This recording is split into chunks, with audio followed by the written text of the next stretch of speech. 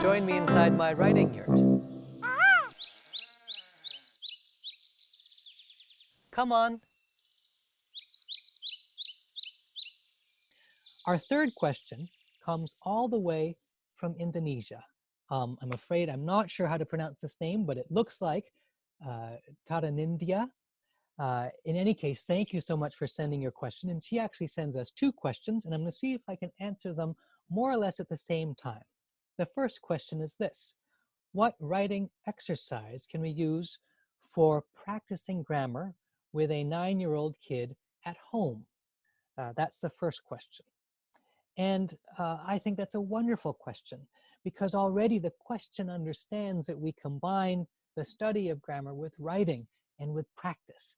And I would just add that part of this is to practice playfully, explore language, so to speak, from the inside. And along with that, I'll reiterate what I just said earlier about going step by step. If we go step by step and have fun at each of those steps, we'll discover we've learned far more than we might have expected. And I wanted to give you an example of just what I'm talking about. So I'm going to go to our website, and if we go back to our learning treasure trove, and I'm going to look for verbs. This is what I found for you. There is a lesson on how auxiliary or helping verbs help. Now, the reason I chose this one is because often for students who are 9 years old, one of the topics that are commonly tested in schools and on exams and so on are auxiliary verbs, helping verbs, modal auxiliaries, etc. And so here is a simple mini lesson which introduces from Marie what auxiliary verbs are. We also have a list of common auxiliary verbs like can and are and would and has and so on. And we have a lesson from me on helping verbs, as I tend to call them, because that helps us understand what they do in a sentence, which is to help other verbs do what they do.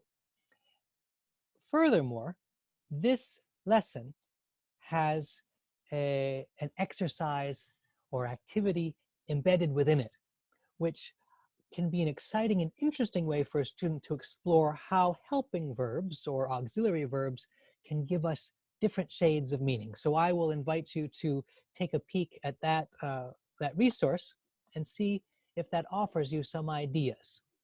And to continue to the second of your questions, how to evaluate grammar in fun ways, I would say this.